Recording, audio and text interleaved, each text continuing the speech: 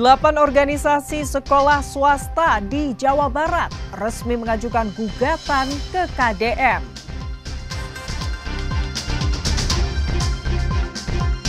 Warga binaan pemasyarakatan di Lapas Kelas 2A Garut, Jawa Barat mendirikan konveksi pakaian olahraga. Larangan supporter tamu menyaksikan langsung pertandingan tandang masih berlaku pada Super League 2025-2026.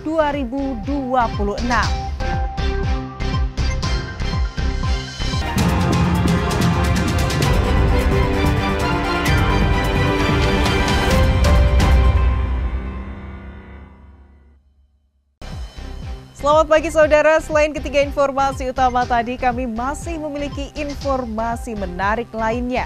Saya Fida Alatas akan menemani Anda dengan berita independen terpercaya. Kita simak Kompas Jabar selengkapnya.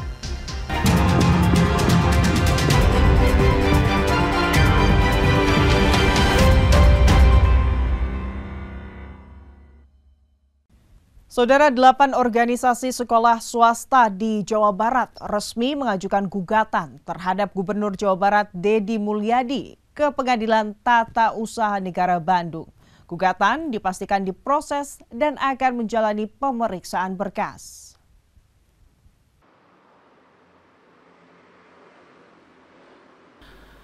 Gugatan tersebut diajukan oleh 8 organisasi. Di antaranya Forum Kepala Sekolah SMA Swasta Provinsi Jawa Barat, Badan Musyawarah Perguruan Swasta Kabupaten Bandung, Badan Musyawarah Perguruan Swasta Kabupaten Cianjur, Badan Musyawarah Perguruan Swasta Kota Bogor, Badan Musyawarah Perguruan Swasta Kabupaten Garut, Badan Musyawarah Perguruan Swasta Kota Cirebon, Badan Musyawarah Perguruan Swasta Kabupaten Kuningan, dan Badan Musyawarah Perguruan Swasta Kota Sukabumi.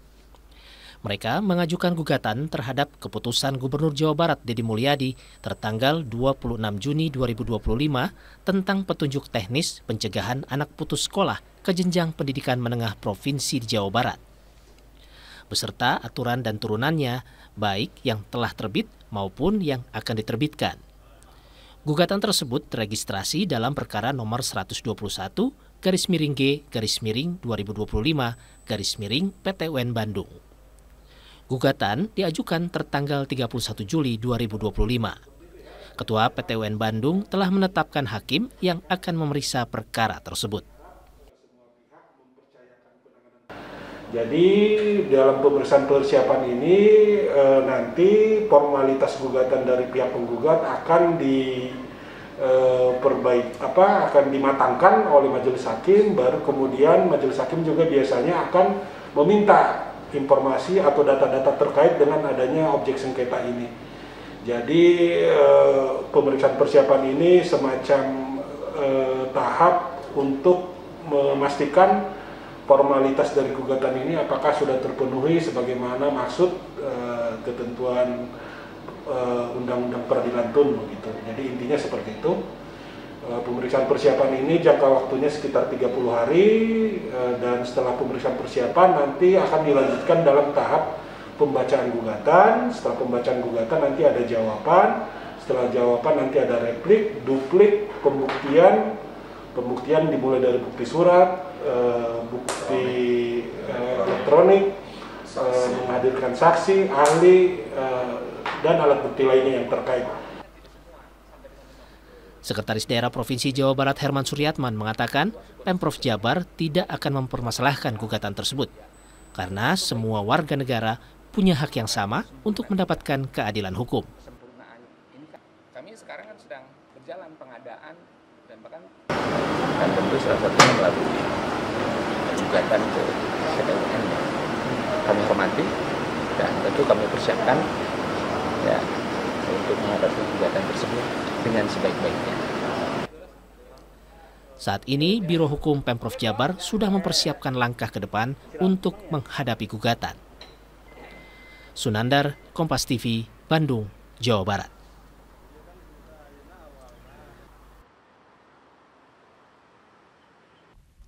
Saudara, sejumlah anggota Paskibra Kecamatan Pangenan, Kabupaten Cirebon, Jawa Barat menggelar aksi solidaritas duka cita atas kematian tragis Devi Febriani di kantor Kecamatan Pangenan. Mereka meminta Presiden Prabowo menghukum mati pelaku. Aksi jalan kaki dengan membentangkan spanduk duka cita ini dilakukan puluhan anggota Paskibra di kantor Kecamatan Pangenan. Mereka berjalan kaki dan langsung melakukan upacara di halaman kantor camat. Aksi solidaritas ini ditujukan atas gugurnya Devi Febriani, anggota Paskibra asal Mandailing, Natal, Sumatera Utara yang tewas karena diperkosa dan dibunuh oleh Yunus yang merupakan tetangganya sendiri. Korip Manggelung Sakti, Dewan Pembina Purna Paskibra Kabupaten Cirebon, menegaskan para siswa merasakan kepedihan atas kematian tragis Devi, anggota Paskibra yang dihabisi oleh pelaku yang tak lain adalah tetangganya sendiri. Korip mendesak Presiden Prabowo dan penegak hukum agar menghukum berat pelaku. Saudara kita setelah pulang latihan dicegat di tengah jalan dan sebagainya, itu kan sebagai bentuk keprihatinan kita semuanya, dan kami juga menghimbau kepada seluruh pasukan pengibar bendera di seluruh negeri untuk mengibarkan bendera setengah tiang sebagai bentuk keprihatinan dan protes besar kepada para penegak hukum agar pelaku kejahatan segera dihukum seberat-beratnya.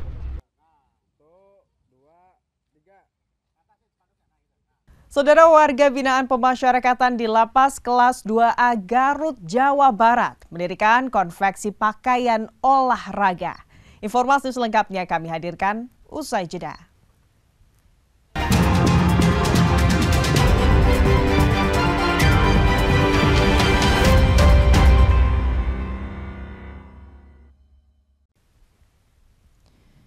Polemik resto dan kafe harus membayar royalti jika memutar lagu masih menjadi perdebatan. Terkait hal tersebut, saudara, salah satu resto di Bandung memilih tidak memutar lagu.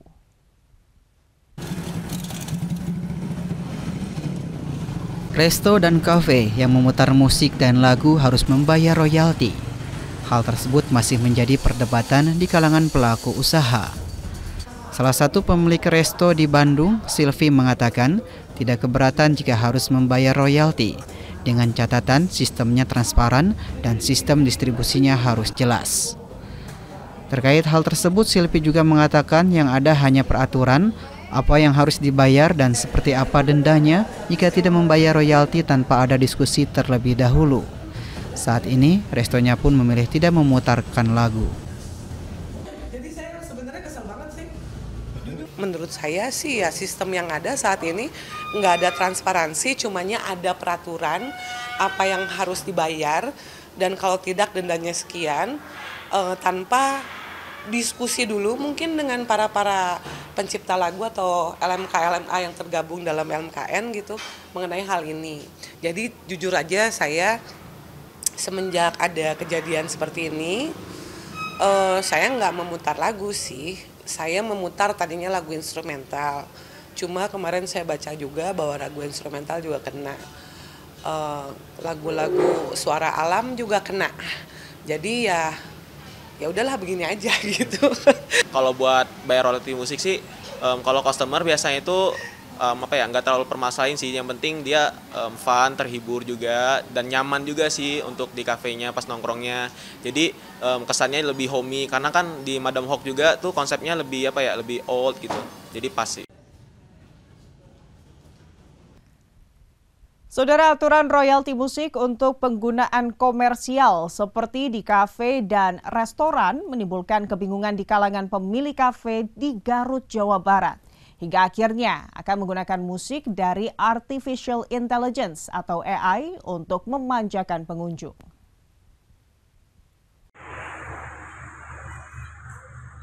Di tengah polemik aturan royalti musik untuk penggunaan komersial seperti di kafe dan restoran, pemilik kafe akhirnya banyak yang beralih menggunakan rekaman suara alam sebagai alternatif. Namun langkah ini pun ternyata bukanlah solusi untuk terbebas dari kewajiban membayar. Hal ini pun dikeluhkan pemilik kafe kopi di kawasan Patriot, Kecamatan Tarogong Kidul, Garut. Setelah wacana pemutaran musik di kafe terkena pajak, pihaknya merasakan dampak yang luar biasa. Selain menurunnya pengunjung karena mereka merasa kurang nyaman bila nongkrong di kafe tanpa alunan musik, juga dibuat bingung karena selama ini tidak ada sosialisasi yang jelas mengenai aturan tersebut. Usep Deni mengatakan pihaknya mengaku bingung dengan wacana tersebut dan berdampak pada usaha yang dijalaninya. Untuk itu dia berharap adanya aturan yang jelas dan tidak membingungkan bagi para pengusaha kecil menengah. Oke, kalau menurut saya, kita kan sebagai pengusaha kecil lah ya, sebagai pengusaha kafe, itu sangat berdampak Pak. Kebijakan ini kita tidak tahu nih, bahkan kita tidak ada sosialisasi gitu. Dan yang kita takutkan bagaimana usaha kita menjaga konsumen ini tetap bisa kesini, karena musik ini sangat memberikan pengaruh Pak. Ambience-nya sangat kuat gitu. Karena kalau di kafe kan nggak mungkin ya nggak pakai musik gitu.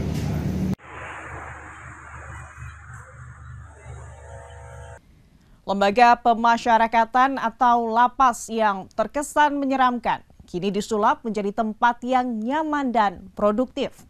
Melalui program kemandirian, warga binaan pemasyarakatan di Lapas Kelas 2A Garut, Jawa Barat mendirikan konveksi pakaian olahraga hingga membuat tas yang dipasarkan ke sejumlah daerah di tanah air.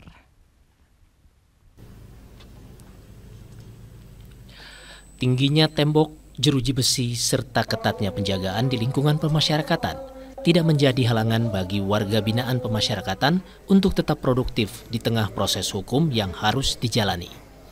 Di Lembaga Pemasyarakatan atau Lapas Kelas 2A Garut, misalnya, warga binaan diberikan pelatihan sesuai dengan minat dan kemampuan yang dimiliki. Salah satunya kegiatan konveksi, di mana setiap harinya warga binaan ini disibukkan dengan menjahit pakaian hingga membuat tas. Setiap harinya, warga binaan ini mengerjakan ratusan pakaian, baik pakaian seragam sekolah hingga pakaian umum yang lainnya, juga membuat tas. Keuntungan dari penjualan sebagian disetorkan kepada negara sebagai penerimaan negara bukan pajak atau PNBP, dan sebagian lain diberikan sebagai upah kepada warga binaan sebagai apresiasi hasil karya mereka. Kepala Lapas Kelas 2A Garut, Rusdedi, mengatakan hasil warga binaan ini dipasarkan ke berbagai wilayah di Nusantara, mulai dari Jawa hingga Sulawesi. Melalui program ini, dia berharap agar warga binaan memiliki keterampilan dan bermanfaat dengan moto mereka bukan penjahat, melainkan penjahit.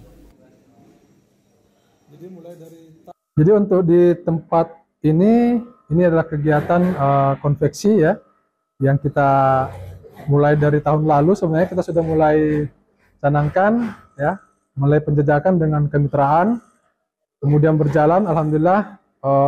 Pihak mitra setuju untuk bekerja sama, kemudian mulai memberikan bantuan ya, peralatan dan mesin, kemudian memberikan pelatihan kepada warga binaan, dan sekarang alhamdulillah sudah berjalan gitu ya, sudah para warga binaan sudah mampu memproduksi berbagai macam produk ya dari konveksi ini, baju sekolah, baju olahraga ya, kemudian bahkan tas sekolah itu sudah mulai diproduksi di sini.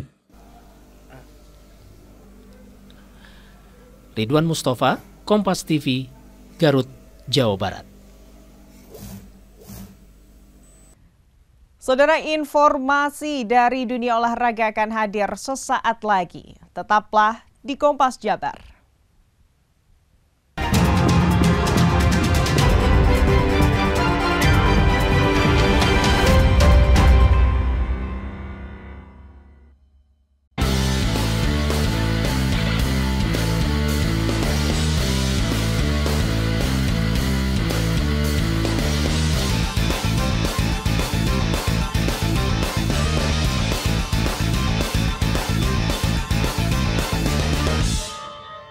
Saudara, larangan supporter tamu menyaksikan langsung pertandingan tandang masih berlaku pada Super League 2025-2026. Operator kompetisi Liga I-League tegaskan 3 kategori perizinan masih tahap pengkajian dan belum ada lampu hijau dari FIFA.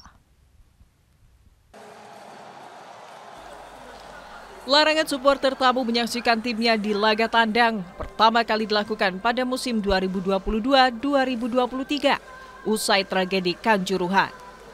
Aturan ini pun masih berlanjut pada musim 2023-2024 dan 2024-2025.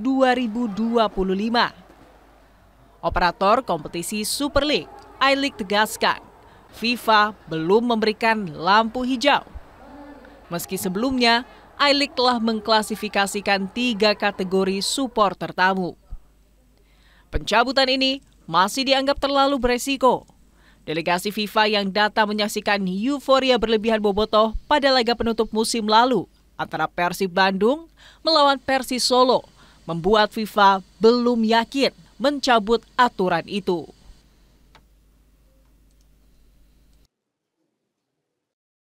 Penutupan liga kemarin itu, liga sudah memberikan lampu hijau. Makanya kita effortness kita sangat happy sekali. Kemudian kita juga sudah mereport bahwa kita sudah berkomunikasi dengan pihak polisian dan polisian juga intinya menunggu keputusan dari FIFA dan semua responnya adalah positif. Tetapi di pertandingan terakhir flare lah apa, dan yang lebih parah lagi pada waktu pertandingan yang disaksikan oleh delegasi dari FIFA di penutupan di Bandung gitu, bahkan rumput dihancurkan dan sebagainya. Bukan hanya flare, turun ke lapangan. Kalau flare ya mungkin ya oke lah. Ini turun ke lapangan mengganggu semua kita yang ada di tribun dan sebagainya. Oke. PSSI dan operator Liga Indonesia I-League secara resmi memperkenalkan National Dispute Resolution Chamber atau NDRC di Jakarta. Berdiri sejak 2019, NDRC atau Lembaga Arbitrase ini mendapat verifikasi FIFA pada Januari 2025. Selain Indonesia, diketahui FIFA mengakui 4 NDRC dari negara lainnya, yakni RBFA Belgia, FA Inggris, FFF Prancis, dan FAI Republik Irlandia. Lembaga arbitrase ini memiliki 3 kewenangan, mencangkup penyelesaian sengketa klub, pelatih, dan pemain, training competition, serta solidarity mechanism. Untuk sebagai check and balance juga ketika ada isu mengenai pemain dengan klub dan lain-lainnya. Dan kami kenapa mendorong NDRC, dan ini baru 5 di dunia. Kan patut bangga. Bahkan mungkin Pak Sekjen kita kemarin bicara-bicara ini kecepatan juga, tapi nggak apa-apa, itu komitmen membangun sebuah ekosistem. Dan putusan NDRC ini wajib diikuti.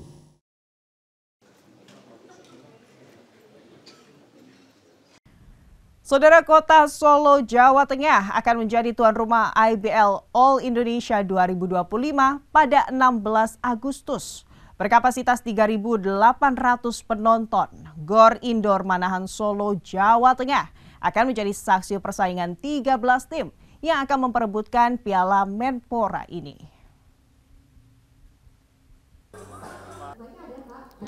Sebanyak 13 tim kontestan IBL akan mengikuti ajang IBL All Indonesian 2025 di Gor Indoor Manahan Solo, Jawa Tengah. Ajang yang berlangsung pada 16 hingga 31 Agustus 2025 akan menjadi ajang pembuktian para pemain lokal dan pemain muda. Karena setiap tim tak boleh menyertakan pemain asingnya, pun pemain keturunan. Terkait drawing, manajemen IBL membagi 13 tim ke dalam 2 grup dengan sistem kompetisi round robin. Grup A dihuni 7 tim peserta, di antaranya Satria Muda, Dewa United, dan Bima Perkasa. Sementara grup B dihuni 6 tim peserta, di antaranya Pelita Jaya Jakarta, Satya Wacana Salatiga, serta Bali United Basketball. Pelita Jaya tahun lalu juara All Indonesian, ini ada di grup yang berbeda dengan Dewa United yang merupakan finalis. Kemudian Satria Muda ada di grup yang sama dengan Dewa United. Kemudian juga ada Hang Tuah Rans di grup yang bersama Pelita Jaya. Menurut saya ini petanya akan berbeda lagi. Dan tadi karena ini All Indonesian adalah ajang untuk pemain lokal, peta penyusunan pemainnya pasti juga akan berbeda. Jadi menurut saya akan menarik juga seperti tahun lalu All Indonesian.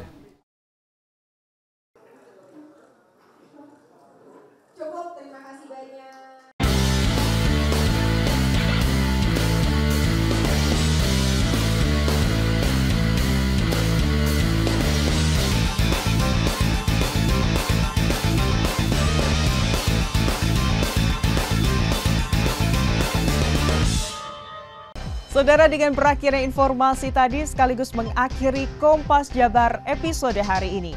Saya Fida Latas beserta kru yang bertugas mengucapkan terima kasih dan sampai jumpa.